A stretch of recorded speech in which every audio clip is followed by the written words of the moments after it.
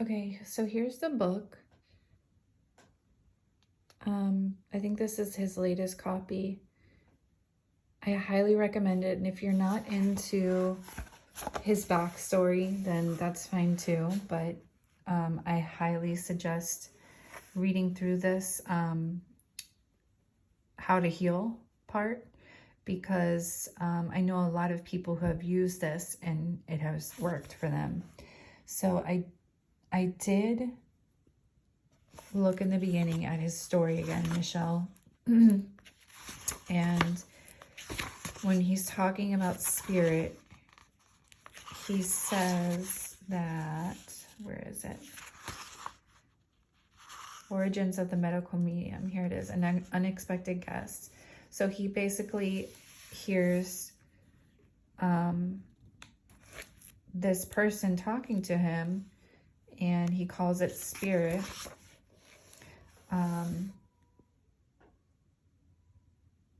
Sorry, I heard something, but I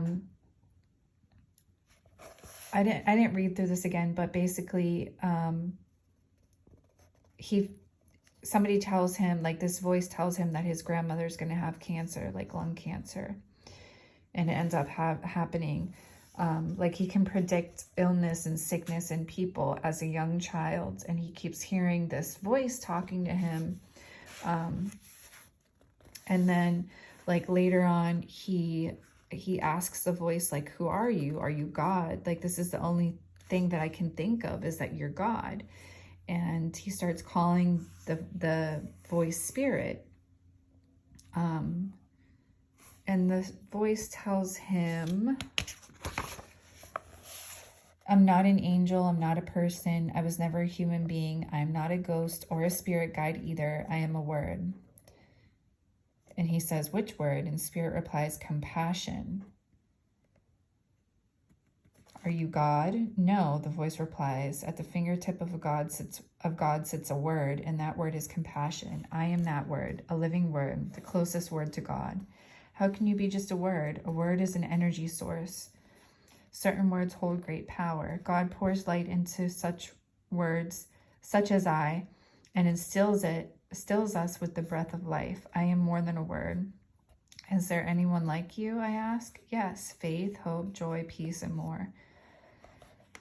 So yeah, it goes on and on. I mean, you can read through it and believe what he's saying or not, but he has helped heal so many people. And with this protocol that only takes food, natural resources, it's not like he's selling anything here. So anyways, he goes on to say, like, the mystery illness, it's not all in your head, the hidden epidemic, how all of these different viruses live dormant in our body, that almost everybody has contracted EBV at some point, and that it stays in your body basically, and then it manifests later as something else. So he talks a lot about that, and that toxins feed these viruses, and also certain foods feed these viruses, like eggs. They love eggs, and that builds and builds and builds. I don't know if I told you this, but my autoimmune disease when I was growing up started with tonsillitis, swollen glands, tonsillitis. I was always sick with tonsillitis till I was always on antibiotics for it. And then when I was 19, it got so bad, they said, finally, we're going to take her tonsils out. Like, they never looked into why I kept getting this. I mean, I probably had EBV too at some point. So yeah, so he talks a lot about EBV and different fibromyalgia. Let's see here. Sorry, I'm just flipping through because I don't want to miss anything. Flu and COVID, he goes in to talk about that too. You know, how everything lies dormant in your body. Healing foods. You can take a screenshot of this if you want. So celery juice, wild blueberries, which you can get those frozen at Costco, potatoes, spinach, bananas, asparagus, cilantro is really good at healing and pulling toxins out. Papaya is also good at removing toxins and parasites. Lettuce, Brussels sprouts, parsley, sweet potatoes, kale, sprouts, ginger, garlic, cucumbers, tomatoes, red pitaya, fennel, raspberries, grapefruit,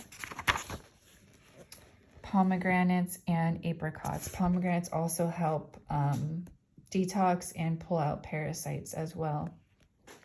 And then he gives healing herbs and supplements. So these are all good healing ones. They also help with inflammation. I'll take a picture of it too for you. Liquid zinc, vitamin C, all of these. Supplements for autoimmune disorders and diseases.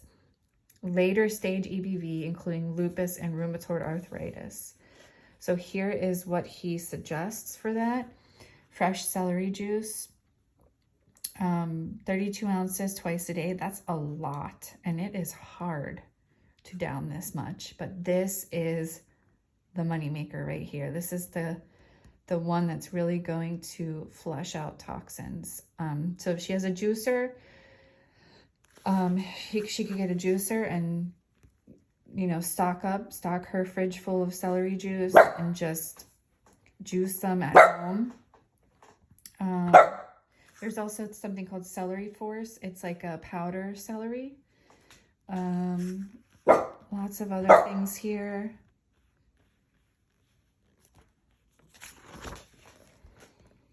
Raw honey. Selenium is also really important. Spirulina. And if you look him up on YouTube, he'll give you different recommendations for brands that are good that he does not sponsor. But, you know, not every brand is good. So he's got different recommendations that you can do to buy certain brands. Supplements for chronic fatigue syndrome. So there's some more supplements for fibromyalgia, for tinnitus,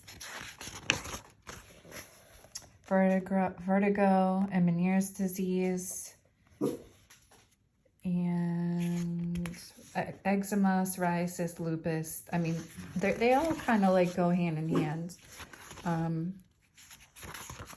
Case studies of when, you know, how this has helped people in the past. Multiple sclerosis. I mean, I'll see what else there is, but he gives a lot of different recipes in the back. It is basically like fruits and veggies and detox. He gives some menu plans in the back. What is this? Oh, things, troublemaker food list. So eggs, do not eat eggs, dairy, gluten, soft drinks. Be mindful of salt consumption. Do not eat pork, tuna, corn, because they're all highly processed, GMO. Do not have any of these oils, and they are in every food. So basically, you need to eat fresh fruits and veggies. No soy, lamb, fish, other than salmon, trout, sardines, mackerel, halibut, and haddock.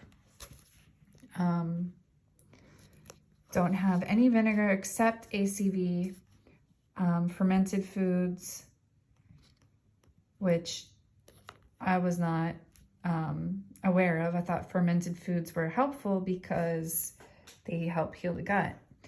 And caffeine, including coffee, matcha, and chocolate, which is, again, really hard not to drink coffee. All of the above do not have any grains other than millet and oats. I eat millet bread, and Deland bread makes a really good millet from Whole Foods.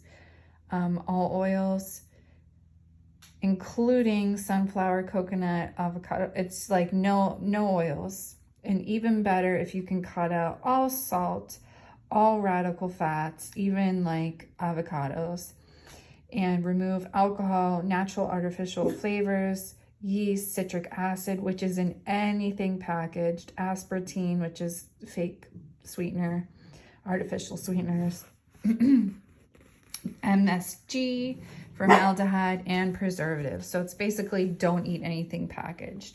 And corn, because in our country it's all GMO. So yeah,